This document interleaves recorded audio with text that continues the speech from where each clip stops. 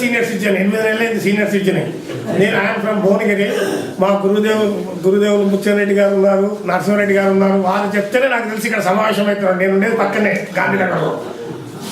అయితే నేను ఒక చిన్న సూచన మాత్రమే, అది చర్చలేదు.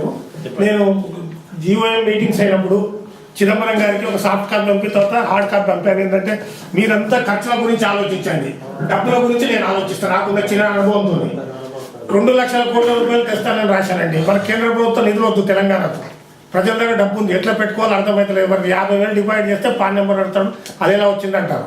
దాని గురించి ఆల్రెడీ రైటింగ్లో నా అడ్రస్ మెయిల్ ఐడితో సహా పంపాను.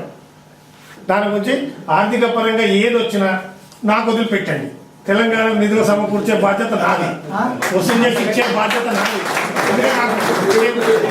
మా నరసింహారెడ్డి గారికి ముత్యారెడ్డి గారికి తెలుసు, భువనగిరిలో యాదగిరిలో మినిస్టర్ నాకు ఏ బాధ్యతలు పదవులు వద్దు. ఉస్మాన్ సీట్లో రిటైర్ అయినా మళ్ళీ ఆఫరీస్ కూడా చేయలేదు.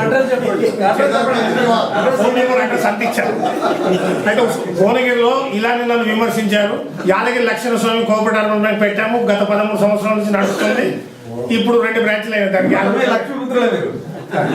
అందుకే మన తెలంగాణకు ఇప్పుడు మనకి ఎలాంటి ప్రభుత్వం, రాబోయే ప్రభుత్వం ఎలా ఉండాలంటే నా ఒపీనియన్లో ఒకే ఒక్కటి సినిమాలో అతను అర్జున్ పాత్రధారి, అర్జున్ అలా ఉండాలి. లేదా ఆమ్ ఆద్మీ పార్టీ కేజ్రీవాల్ లెక్క ఉండాలి.